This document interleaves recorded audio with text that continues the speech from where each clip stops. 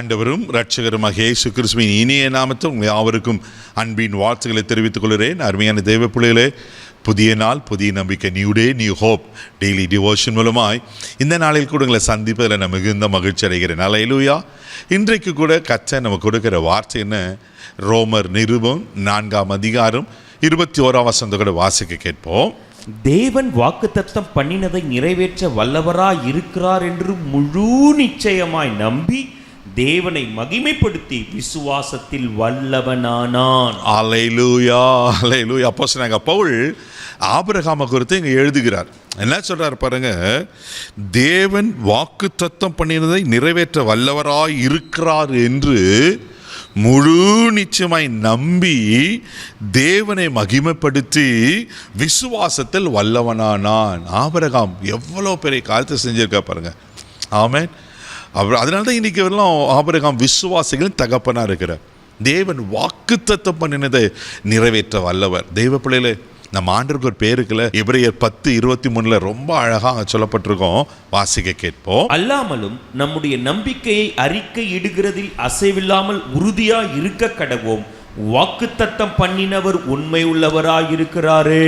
ஆமென். வாக்குத்தத்தம் பண்ணினவர் உண்மையுள்ளவராயிருக்கிறார். தேவப்பிள்ளையில ஆமென். ஆண்டவர் உண்மையுள்ளவர்.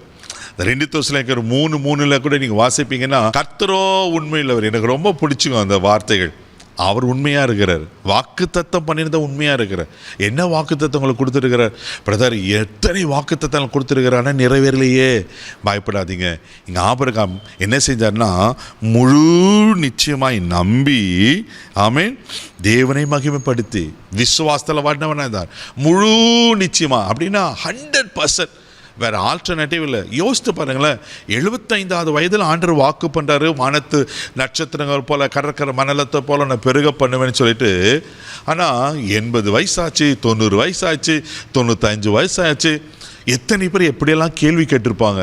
இப்போ இருக்கிற உலகத்துக்கு நம்ம அதை கம்பேர் பண்ணி யோசித்து பார்க்கலாம். எவ்வளோ பாடுகளாக இருந்திருக்கும் பாருங்க.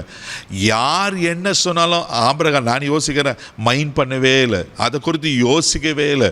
ஆமென். கர்த்தர் வாக்குத்தத்தம் பண்ணின உண்மையுள்ளவர், வாக்குத்தத்தம் நிறைவேற்றுவார் என்ன முழுச நம்பினபடினால்தான் அவர் விசுவாசத்தில் வல்லவனானான். தேவ பிள்ளையில இன்னைக்கு ஆமென். இந்த வார நாட்களில், வேலை நாட்களில், இந்த முதல் நாள், இந்த மாதத்தில் கடைசி வாரத்துக்குள்ள நம்ம வந்திருக்கிறோம். அவங்க சோர்ந்து போகாதீங்க. ஆமென். 9 மாதம் முடிய போது, இன்னொரு 3 மாதங்கள் தான் இருக்குது. இந்த வருஷத்தில் சொன்ன வாக்குத்தத்தம் கூட நிறைவேறலையே. இந்த வருஷம் மாத்திரம் இல்லை, இன்னும் சில ஆண்டுகளுக்கு முன்பாக சொன்ன வார்த்தையெல்லாம் நிறைவேறலையே. கலங்குகிறீங்களா? அவர் உண்மையுள்ளவர். ஹல்லேலூயா. அவரை முழு நிச்சயமாய் நம்புங்க. பாருங்க, அதே ரோமர் 4:18 இப்படியா சொல்லப்பட்டிருக்கு. வாசிக்க கேட்போம். உன் சந்ததி இவ்வளவா இருக்கும் என்று சொல்லப்பட்டபடியே தான் அநேக ஜாதிகளுக்கு தகப்பனாவதை நம்புகிறதற்கு ஏதுவில்லாதிருந்தும் அதை நம்பிக்கையோடு விசுவாசித்தான். பாருங்களேன், எவ்வளோ அழகா இருக்கு. தான் அநேக ஜாதிகளுக்கு தகப்பனாவதை நம்புவதற்கு ஏதுவில்லாது இருந்தோம், அதை நம்பிக்கையோடு விசுவாசித்தான். சான்ஸே கிடையாது, நம்புவதற்கு சான்ஸே கிடையாது. ஆமென். அப்படிதான் சொல்லுவாங்க பாருங்க. நம்புவதற்கு ஏதுவில்லை, அதுக்கு வாய்ப்பே இல்லைன்னு சொல்கிறேன் பாருங்க. அப்படிப்பட்ட சூழ்நிலையிலும் ஆபிரகாம் நம்பிக்கையோடு விசுவாசித்தான். தெய்வ பிள்ளையிலே, ஆண்டவர் நம்புங்க. ஆண்டவர் உங்களை ஒரு நாள் கைவிட மாட்டார். நீங்கள் தொடர்ந்து வசனங்கள் வாசிங்கன்னா, அவன் விசுவாசத்தில் பலவீனமாக இருக்கவில்லை. அவன் ஏற்கிற 100 வயதுள்ள நடக்கும்போது தான் சரீரம் செத்து போனதையும் சாராளுடைய கர்மம் செத்து போனதையும் எண்ணாதிருந்தான். நெகட்டிவாக வருது, மனுஷ சொல்கிறத சூழ்நிலையை பார்த்து சோர்ந்து போகாதீங்க. கர்த்தர் உங்களுக்கு என்ன சொல்லியிருக்கிறாரோ, கர்த்தர் உங்களுக்கு என்ன வாக்கு பண்ணியிருக்கிறாரோ 100க்கு 100 நிறைவேறும். அவர் சொன்னதை செய்கிற கர்த்தர். அவர் சொல்ல ஆகும், அவர் கட்டளை இருக்கும். பயப்படாதீங்க, சோர்ந்து போகாதீங்க, தைரியமாக விசுவாசத்தில் இருங்க. ரோமர் 1:17 அதான் வாசிக்கிறோம். விசுவாசத்தினால் நீதிமான் பிழைப்பான். நீங்கள் பிழைப்பீங்க, சாக மாட்டீங்க. கண்களை மூடி நம்ம செபிக்கலாம். அன்பு தகப்பனே, உமக்கு நன்றி சொல்லி நம்ம துதிக்கிறோம், உம்மை ஸ்தோத்திரிக்கிறப்பா. அப்பா, இந்த வரையில் கூட ஆவியானவரே உமக்கு நன்றிங்க இயேசு சுவாமி, உமக்கு நன்றிங்க இயேசு சுவாமி. அப்பா, உமக்கு நன்றிங்கப்பா. கிருபை கொப்பப்படுங்க. ஆமென். என்று விசுவாசத்தில் வல்லவனா நான் ஆண்டவரே எங்கள் விசுவாசத்தை பெருக பண்ணுங்க.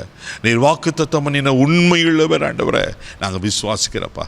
என்னென்ன நன்மைகள் வாக்குத்தத்தங்கள் வாழ்க்கையில் நிறைவேறணும் இயேசுவின் நாமத்தில் நான் ஜெபிக்கிறோம். செத்து போன கர்ப்பத்துக்குள்ள பிள்ளையை உண்டு பண்ணுவீரா? ஆனால் இங்கே நன்மைகள் ஆசீர்வாதங்கள் எதெல்லாம் செத்து போயிட்டோம் உயிர்ப்பிப்பீராக, இல்லை ஆசீர்வதிப்பீராக. இந்த நாள் முழுதும் கரம் எடுத்து நடத்தும், பாதுகாத்துக்கணும். கிருபைக்கு ஒப்புக்கிறோம் இயேசுவின் மூலம் ஜெபங்கள் பிதாவே, ஆமென். வாக்குத்தத்தம் பண்ணினவர் நிறைவேற்றுவார். தைரியமாக போங்க. God bless you.